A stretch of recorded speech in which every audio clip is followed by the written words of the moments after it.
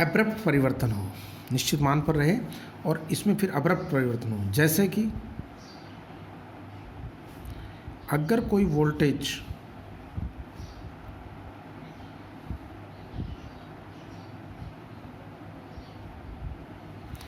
ये V0 0, इसके दो ही मान हैं, V0 या 0, या आप कह दीजिए कि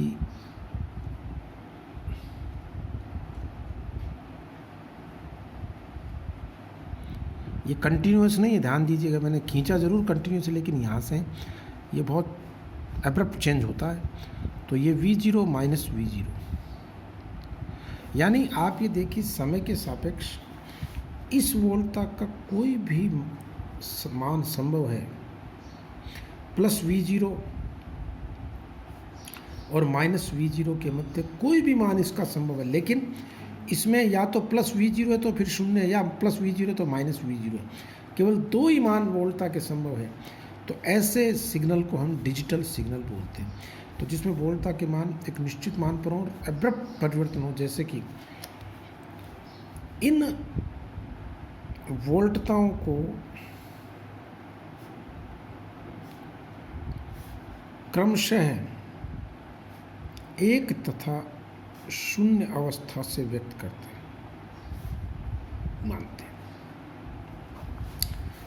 यानी एक का मतलब यहाँ संख्या से न होकर के वोल्टता के स्तर से, एक निश्चित वोल्टता से अधिक मान को मैं या वोल्टता को मैं 1 मानूंगा और एक निश्चित वोल्टता से कम मान को मैं शून्य मानूंगा। ये इसमें 1 और 0 का कॉन्सेप्ट है।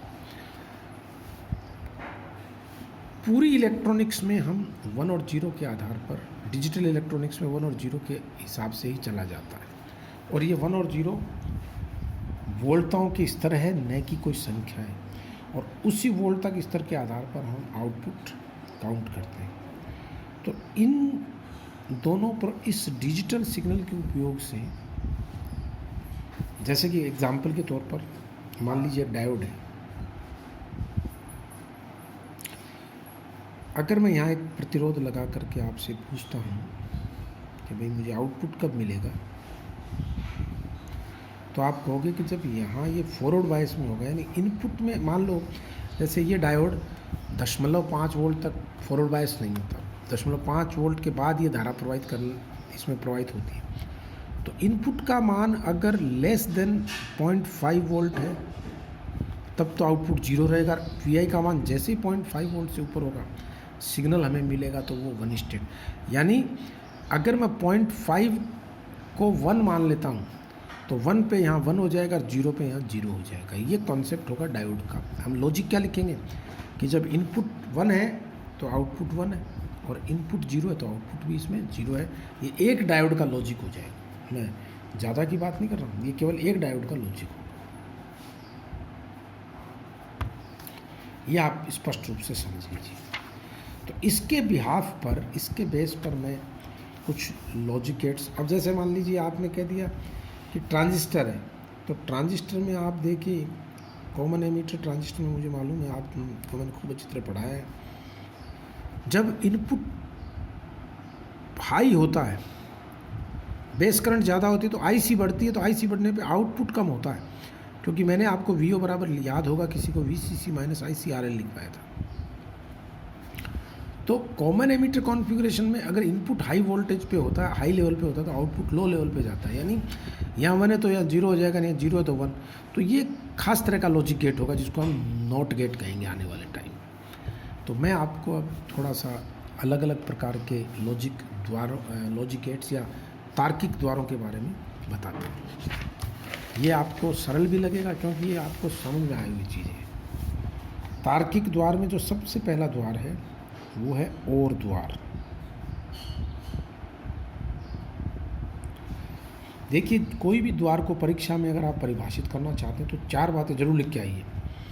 सबसे पहले उसकी परिभाषा होगी, अभी बताता हूँ,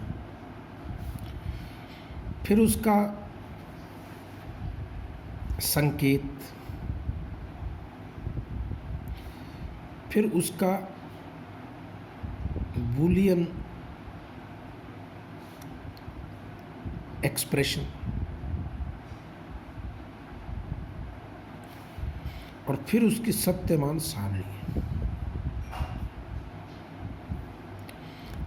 और फिर आपको अलग से प्रश्न पूछा जा सकता है उसका डायोड लॉजिक या ट्रांजिस्टर लॉजिक, जो भी उचित हो। तो और द्वार की परिभाषा क्या है? ऐसा इलेक्ट्रॉनिक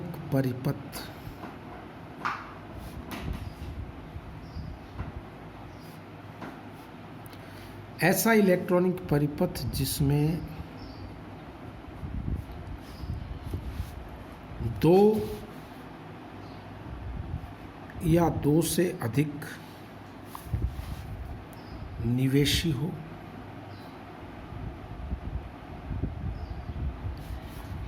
एवं एक निर्गम, ये ध्यान रखेंगे इसमें केवल एक निर्गम है, मैं यही परिभाषाएं आगे भी रिपीट करूंगा। तो ऐसा इलेक्ट्रॉनिक परिपथ जिसमें दो या दो से अधिक निवेशी हो, एक निर्गम हो, एवं जिसकी क्रिया इस तर्क पर आधारित हो। क्या है वो तर्क? कि कोई भी एक निवेशी एक अवस्था में होने पर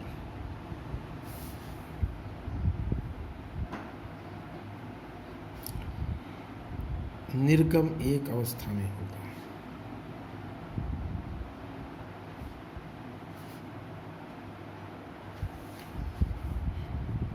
केवल सभी निवेशी शून्य होने पर निर्गम शून्य होगा।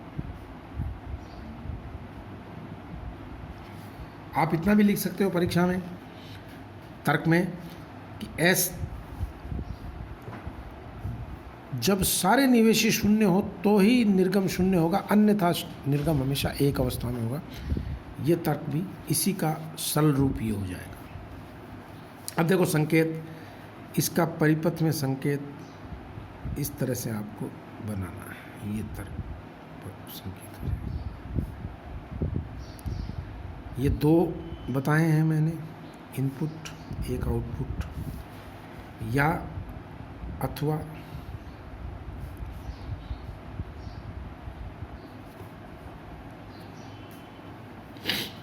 ये देखिए, इसमें आप दो या दो से ज़्यादा भी बता सकते हैं, ए बी सी।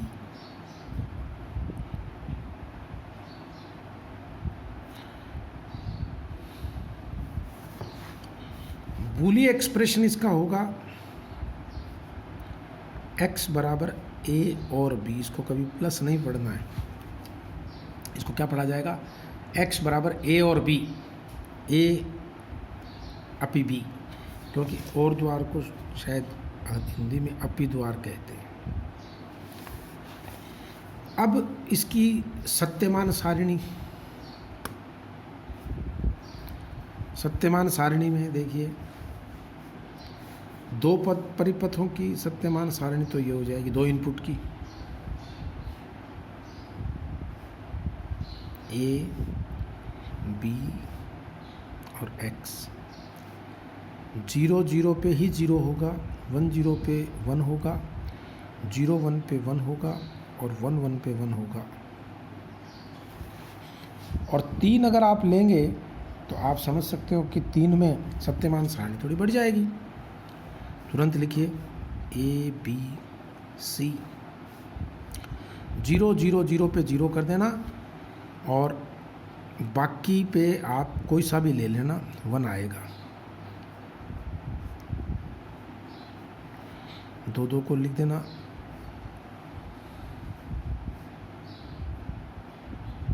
ये लीजिए, ये आप कैलकुलेट कर लीजिए, 1 2 3 4 5 6 7 8 रो बनेगी। इसमें 4 बनेगी, 2 की घात 2 और 2 की घात 3। जितने इनपुट होंगे उतने रो बनेगी, याद रखना।